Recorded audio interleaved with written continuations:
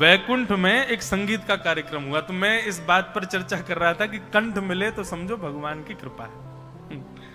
और कहां से कहां कथा चली जाए क्या है, 1 महीना तक है, कहां जाएगी, लौट के तो यहीं आएंगे, भाव से चल रही है।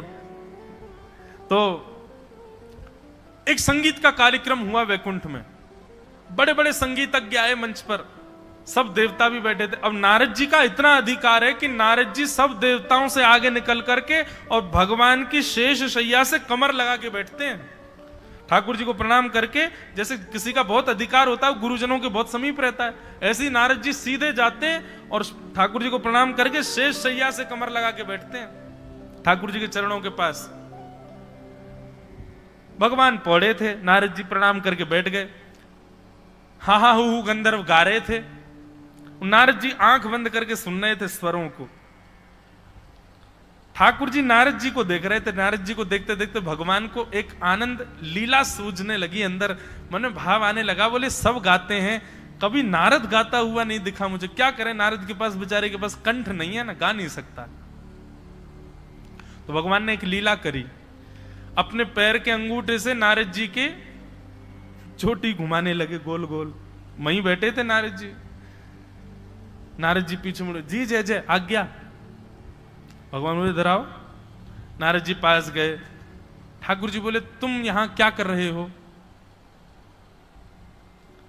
संगीत का कार्यक्रम हो रहा है, वैकुंठ में चल रहा है, सब लोग सुन रहे हैं, तो मैं भी सुनने आया हूं। भगवान बोले वो बात तो ठीक है, पर संगीत तो उसको सुनना चाहिए ना जिसको संगीत थोड़ा बहुत आता हो। तुमको सारे गामा पद हनीसा भी नहीं आता, फिर यहां क्यों बैठे हो? चलो जाओ भजन करो अपना, निकलो यहां से। नारद जी बोले भगवान ऐसा अपमान तो मत करो। बोले नहीं नहीं नहीं जाओ, जिसको संगीत का ज्ञान ही नहीं है उसको यहां आना ही नहीं चाहिए, चलो जाओ यहां से। और यहां बैठना है, संगीत सीख के आओ पहले। नारद जी को तो बड़ी अपनी, ऐसा नहीं कि उनको अपमान बोध होता है, पर हां सब देवता हंसने लगे, वाह उछल कूद के आगे जाके बैठ जाता है, ले ठाकुर जी ने भगा दिया। नारद जी सबको देखने लगे, मोटे मोटे आंसू। आजकल तो आज तक तो बड़ी प्रायोरिटी मिलती थी ठाकुर जी से, और आज ठाकुर जी कह रहे हैं जाओ यहां से। नारद जी बोले जय जय, अब देखना ऐसा संगीत सीख के आऊंगा, ऐसा संगीत सीख के आऊंगा, ऐसा संगीत सीख के आऊंगा, देखना आप। भगवान बोले ठीक है जाओ, अब निकलो यहां से, हमको सुनने दो। नारद जी बेचारे वहां से चले गए। ठाकुर जी तो विनोद कर रहे थे, आनंद कर रहे थे। नारद जी गए सीधे चित्रकेतु के पास।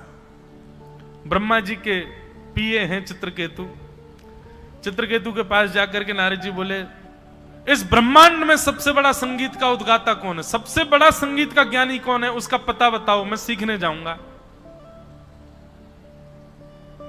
चित्रकेतु ने नेत्र बंद करके देखा, कहा, बोले हिमालय पर्वत के ऊपर चोटी पर एक वृक्ष है, जहां पर भयानक भीषण सर्दी पड़ती है, वहां उस वृक्ष के ऊपर एक उल्लू बैठा है, वो उल्लू संगीत का सबसे बड़ा ज्ञानी है, जाइए।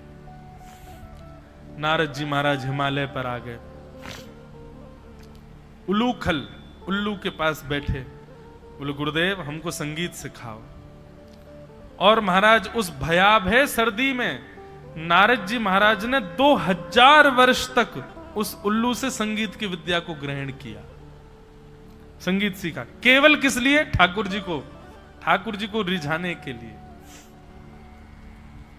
2000 वर्ष तक संगीत सीखा।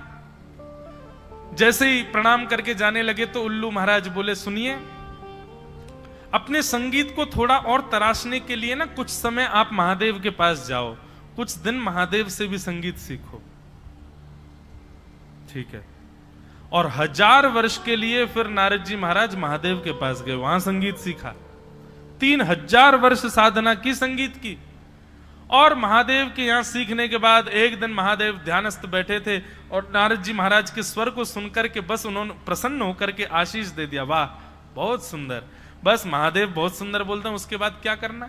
1000 वर्ष वहां साधना सीखने के बाद नारद जी बोले अब सुनाऊंगा ठाकुर जी को, मुझे भगा दिया था वहां से।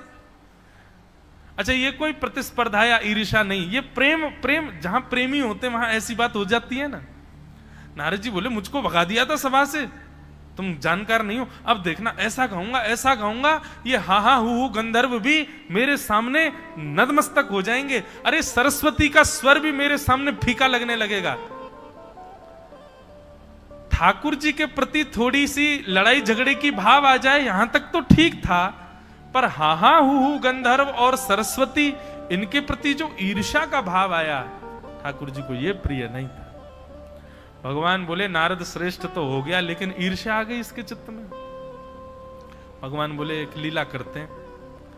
और तभी नारद जी महाराज वैकुंठ जा रहे थे, तो रास्ते में एक सुंदर नगर पड़ा, बड़ा सुंदर। वहां के लोग इतने सुंदर कि एक किसी भी व्यक्ति को देख लो उसी को देखते रह जाओगे, इतने सुंदर। लेकिन हर व्यक्ति में एक कमी, किसी की एक उंगली नहीं है, किसी के एक पाम नहीं है, किसी का एक हाथ नहीं है, किसी की एक आंख नहीं है, किसी का एक कान नहीं है, हर व्यक्ति अपंग उस नगर में। नारद जी महाराज बोले कितनी सुंदर नगर, मैं 3000 वर्ष की साधना में गया, एक नया नगर ही बन गया, लेकिन भैया इस नगर में सब लोग अपंग जैसे क्यों हैं? एक भी व्यक्ति परिपूर्ण नहीं है। नारद जी ने एक भैया को रोका, सुनो सुनो सुनो, ये कौन सा नगर है और इस नगर के लोग इतने सुंदर हैं, मेरी तो नजर ही नहीं हट रही है, पर मेरे मन में संशय आ रहा है कि आप सब लोगों के हाथ पांव और ये हाथ पैर अपंग क्यों हैं? वो कहने लगे अरे भैया बस पूछो मत, इस नगर का नाम है संगीत, और हम लोग जो तुमको दिखाई दे रहे हैं ना, हम संगीत की सब राग रागनियां हैं। मैं भीमपलासी राग हूं, वो जो बिना पैर के घूम रहा है ना बेचारा लंगड़ा सा, वो भैरव राग है, वो भैरवी राग घूम रहा है वहां पे, उसकी एक हाथ नहीं है। ये सारे राग रागनियां हैं। वो देखो यमन बेचारा बिना, क्या बोलते हैं उसको, हमारे यहाँ क्या बोलते, बैसाख, कौन सी बैसाख है? बैसाखी। देखो बैसाखी लिए चल रहा है यमन राग। बैसाखी समझते हैं? कोई व्यक्ति यदि भगवत अनुग्रह से यदि उसको एक चरण नहीं होता तो बेचारा वो एक सहारा लेके जो चलता, उसको बैसाखी बोलते हैं। देखो वो यमन राग घूम रहा है, ये देखो भैरव की स्थिति देखो, भैरवी बेचारा वहां पड़ा है। ये हम सब राग रागनियां हैं। ओहो, संगीत सुनते ही और महाराज राग रागनियों का नाम सुनते ही नारद जी तो नतमस्तक हो गए। 3000 वर्ष से इन्हीं की तो साधना कर रहा था मैं। एक एक को जाकर के प्रणाम करने लगे, दंडवत करने लगे। सब कहने आप इतना प्रणाम क्यों कर रहे हो भगवान? बोले मैं अपना परिचय बाद में बताऊंगा, लेकिन आप पहले मुझे यह बताइए आपके हाथ पांव किसने तोड़े? सब संगीत की राग रागनियां बोले बस पूछो मत, एक नया नया गवैया हुआ, उसका नाम है नारद। वो ऐसा तोड़ मरोड़ करके गाता है, उसी के गायन की वजह से देखो हम सब अपंग हो गए। किसी के हाथ चला गया, किसी का पैर चला गया, किसी की आंख चली गई है। हम सब उसको खोज रहे हैं। जिस दिन हमको मिल जाएगा वो नारद, पेड़ से बांध करके अपने एक एक स्वर का बदला लेंगे उससे। भैया आपने अपना परिचय नहीं बताया, आपका नाम? नारायण दास नाम है मेरा। नारद जी मिलेंगे तो मैं जरूर लेके आऊंगा आपके पास। नारद जी भागे वहां से, और जो मान चित्त में उत्पन्न हुआ था कि मैं हा हा हु गंधर्व और सरस्वती को हराऊंगा, वो मान नष्ट हो गया। महादेव के पास गए, बोले कि आपने संगीत तो सिखा दिया, लेकिन अब इस मान को कैसे मर्दन करूं? बोले मान का मर्दन करने का एक ही उपाय है, जिसके प्रति ईर्ष्या प्रकट हुई है उसी के चरणाश्रित हो जाओ। मुझे इतना सुंदर लगता है, शाम को जब यहां पर पंचपदी होती है, सब लोग पद गाते हैं, तो उस पद वहां उस सभा का नियम है, यदि कोई व्यक्ति विलंब से आए तो उसको कान पकड़ के खड़ा होना पड़ता है। और चाहे कोई हो, अब आज कल तो हम आए थे, हमको पता नहीं थी, पर अब से अगर अष्टपद में वो पंचपदी में हम भी लेट आएंगे तो हम भी ऐसे खड़े रहेंगे। भैया ठाकुर जी हमारी प्रतीक्षा करें। लेकिन इसका भाव कितना सुंदर। और ऐसा नहीं कि अपनी जगह से खड़े होके, माताएं तो अपनी जगह से ही रहती हैं, पर भाई लोगों को तो सबके सामने आना पड़ता, वहां खड़े होके कान पकड़ो। मान रहित होने का कितना सुंदर उपाय। महाराज जी ये नियम तो हमको लग रहा है कथाओं में भी लागू करवाना चाहिए। जो कथा में 3 बजे, मतलब 3 बजे के बाद आवे, व्यासपीठ के बाद जो कथा में आए, खड़े हो जाओ, पहले कान पकड़े खड़े रहो तुम। ऐसा नियम हर कथा में होना चाहिए। कितनी जल्दी मान रहित हो जाएंगे लोग, कितना सुंदर। हमारे एक पंडित जी महाराज जी कल वो आए नहीं, क्योंकि जब ये कान पकड़ने वाला विषय मुझे पता चला तो हमने 2-3 पंडित जी मैंने जाओ कान पकड़ो। एक पंडित जी डर के मारे आए नहीं कि मेरे को कान पकड़ना पड़ेगा। मैंने कहा आप आए नहीं? बोले कल से महाराज जी पंचपदी प्रारंभ होगी उससे पहले ही पहुंच जाऊंगा मैं। मैंने कहा उसका एक और नियम है, पद प्रारंभ होने से पहले पहुंच जाओगे तो भी कान पकड़ना पड़ेगा कि पहले क्यों आए। मैंने कहा पद का स्वर शुरू हो तभी पहुंचना है। तो बोले ये तो बड़ी विडंबना, फिर क्या करें? मैंने वहीं डोलते रहो, जैसे पद गाने शुरू हो बैठ जाओ। लेकिन वो कितना अच्छा प्रारूप है उसका। ऐसे हर मंदिर में, हर सभा में, हर सत्संग में, मंदिर में तो नहीं, दर्शन में तो नहीं, वो तो खुला है कभी भी आओ, पर सत्संग में ये नियम होना चाहिए। अगर व्यासपीठ पर आने वाले व्यास या कीर्तन गाने वाले कीर्तनकार के बाद आप आते हो, आपको क्षमा ठाकुर जी से मांगनी चाहिए। आप विचार करो, कभी भी पदावली होती है, कहीं भी कीर्तन होता है, संकीर्तन होता है, ठाकुर जी पहले आके बैठते हैं। सबसे पहले कथा में आने वाले श्रोता कौन है? ठाकुर जी। सबसे पहले ठाकुर जी आते हैं, तो सबसे विलंब से हम लोग आते हैं। महादेव बोले मान रहित होना है तो जिसके प्रति तुम्हारे चित्त में प्रतिस्पर्धा का भाव आया था उन्हीं की शरण में जाओ। नारद जी महाराज हाँ हाँ हु गंधर्व के पास गए, बोले मुझे क्षमा कर दो, मैंने अपने आप को आपसे ज्यादा श्रेष्ठ मान लिया, अब आप ही संगीत सिखाओ। हाँ हाँ हु गंधर्व ने कहा नहीं नहीं नहीं नहीं भगवान, ये सब भगवान की लीला थी। आपके मान को दूर करने के लिए भगवान ने ये संगीत नगर बनवाया और उस संगीत नगर में इन सबको प्रकट करवाया। आप बिल्कुल निश्चिंत रहें, आपका जो स्वर है, आपका जो गायन है वो तो अत्यंत विशिष्ट है।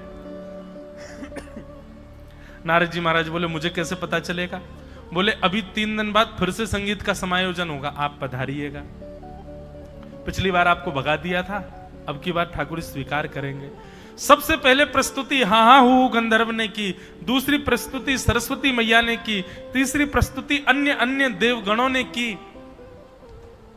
सबसे श्रेष्ठ प्रस्तुति करता सबसे अंत में आता है।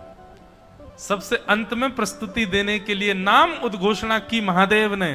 अब हम मंच पे बुलाना चाहते हैं हरिदास वर्य, हरिदासों में जो सबसे श्रेष्ठ हैं, ऐसे श्री नारद जी महाराज को। नारद जी का नाम सुनते ही भगवान बोले हैं नारद गाएगा? बोले हाँ।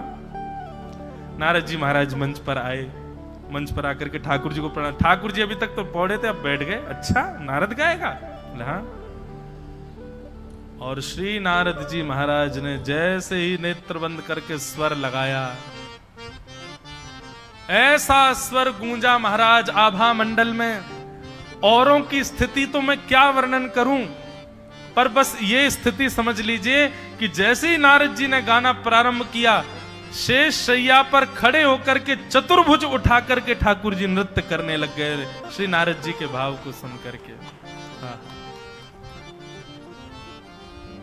ऐसा स्वर गाया महाराज। भगवान सोचने लगे मैं क्या दूं क्या दूं, मुझे कुछ देना है, नारद को उपहार देना है। तभी महाराज सरस्वती अपनी वीणा लेकर के आई। सरस्वती जी की वीणा साधारण नहीं है, उस वीणा में भी सृजन और संहार की सामर्थ्य है। यदि सरस्वती जी गंभीर राग बजा दें तो पूरे विश्व का संहार हो सकता है, और सरस्वती जी प्रेम राग बजा दें तो विश्व बन भी सकता है।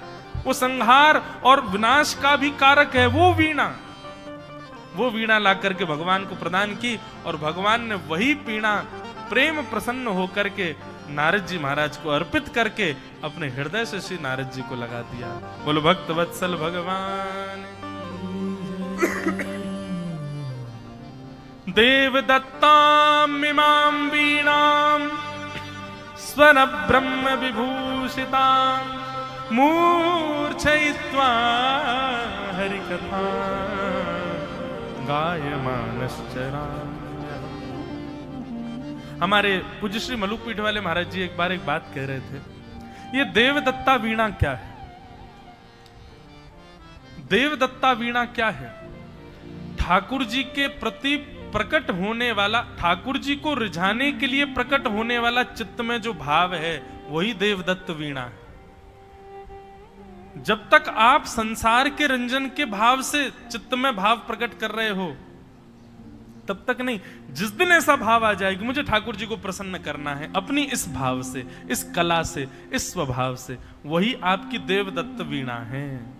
वो ठाकुर जी के द्वारा दिया गया ही भाव है। ठाकुर जी आपसे वो सेवा लेना चाहते हैं, इसीलिए आपके चित्त में ये भाव आ रहा है। नारद जी महाराज बोले ये देवदत्ता वीणा है, इससे मैं ठाकुर जी को रिझाने के लिए सुंदर स्वर प्रकट करता हूं, गाता हूं, आनंद करता हूं। और श्री नारद जी महाराज ने वेद व्यास जी से कहा, भगवान ये मेरे पूर्व जन्म की कथा का प्रभाव मैंने आपको बताया। समाधि लगा करके नाम जप से प्रेम करके मैं ठाकुर जी का इतना प्रिय बन सकता हूं, तो आप एक दिव्य ग्रंथ की रचना क्यों नहीं कर पाएंगे? आप समाधि लगाओ। और श्री वेद व्यास जी महाराज समाधिस्थ हुए। समाधि लगा करके श्री वेद व्यास जी महाराज ने ठाकुर जी के मधुर प्रेममय लीलाओं का चिंतन किया। और लीलाओं का चिंतन करने के बाद जब नेत्र खोल करके देखा तो सामने एक सुंदर संहिता तैयार हो गई। उसी ही संहिता का नाम क्या है? श्रीमद् भागवत महापुराण। बोलो भागवत महापुराण की जय। सम्यक हितम यासा संहिता, जो सबका हित करे वो है संहिता। ऐसी सुंदर संहिता का तैयार निर्माण किया। किस भाव से किया? भक्ति योगे न मनसी सम्यक प्रणिहिते मले अपश्यत पुरुषम पूर्वम माया च तदपाश्रयाम अनर्थोपशमं साक्षात् भक्ति योगमदुक्षजे लोकस्य जानतो विद्वान् चक्रे सात्वत संहिता। एक सात्वत संहिता का तैयार निर्माण किया जिसका नाम श्रीमद् भागवत हुआ। लोकस्य जानतो विद्वांस, लोक हित के लिए। और लोक हित किसमें है? लोक हित इसी में है कि लोक और इस लोक में रहने वाले समस्त प्राणी ठाकुर जी से प्रेम करें। ठाकुर जी के प्रति श्रद्धा, ठाकुर जी के प्रति आस्था, ये तो सबकी प्रकट हो जाती है। परंतु लोक हित इसी में है कि आप ठाकुर जी को प्रिय दृष्टि से देखो और उनके प्रति प्रेम भाव रखो। ऐसा प्रेम भाव आप सबके और मेरे चित्त में प्रकट हो, इसी के लिए वेद व्यास जी ने श्रीमद् भागवत की रचना की। अब भागवत की रचना के पश्चात वेद व्यास जी ने मन में विचार किया, घर घर में जन जन तक इसको कैसे पहुंचाया जाए। तब उन्होंने अपने ही पुत्र श्री सुखदेव जी का स्मरण किया, जो कि हिमालय पर जाकर के भजन कर रहे थे। बालकों के द्वारा वेणु गीत का एक श्लोक याद करवा करके भेज दिया। उस वेणु गीत के श्लोक को सुनकर के श्री सुखदेव जी महाराज अत्यंत व्याकुल हो गए ठाकुर जी की प्राप्ति के लिए। और व्याकुल स्थिति में अपने पिता के चरणों में आके प्रणाम करके बोले, भगवान ये वरहा पीड़म नटवर वपुः कर्णयो कर्णकारम, ये मोर मुकुट पहनने वाले, मकराकृत कुंडल पहनने वाले, वंशी का नाद करने वाले, ये इस श्लोक में दिखने वाले जो बालक है ये कौन है? ये परब्रह्म है। और ये अगर ये परब्रह्म है तो फिर अपनी ब्रह्मता का त्याग करके इतने बालकों जैसी हरकत कैसे कर रहा है? ये अपनी प्रभुता भूल करके इस प्रकार ब्रजमंडल में, वृंदावन में लीला कर रहा है। ठाकुर पिताजी, मुझे इनके बारे में जानना है, कृपा करके मुझे इनका विस्तार से वर्णन सुनाओ। तब वेद व्यास जी महाराज ने अपने पुत्र श्री सुखदेव जी महाराज को, ऐसा भाव आता है परीक्षा के लिए उनको जनक जी के यहाँ भेजा गया, आदि आदि क्रम हुए। सामान्य कथाओं में इनका खूब विस्तार किया, इसलिए यहाँ उन कथाओं का विस्तार करें जो सामान्य कथाओं में नहीं कर पाते। सुखदेव जी महाराज को भागवत सुना करके कहा, पुत्र अब इसका प्रचार करो। सुखदेव जी महाराज वही भागवत की गाथा लेकर के गंगा के तट पर गए। वहां एक प्यासा मिला जिसका नाम था परीक्षित। और उसी परीक्षित को श्री सुखदेव जी महाराज ने सप्ताह 7 दिन तक कथा सुनाई। पहले दिन मैंने एक बात स्पष्ट की थी बंधुओं, कथा 7 दिन नहीं सुनानी थी परीक्षित को, परीक्षित के पास दिन ही 7 थे, तो कहां जाते? उनकी आयु ही 7 दिन की थी। यदि उनको 1 महीना में मृत्यु का श्राप मिलता तो शायद सुखदेव जी के प्रवचन 1 महीने तक ही चलता। भागवत कथा की कोई अवधि नहीं होती बंधुओं, कितने दिन सुनो।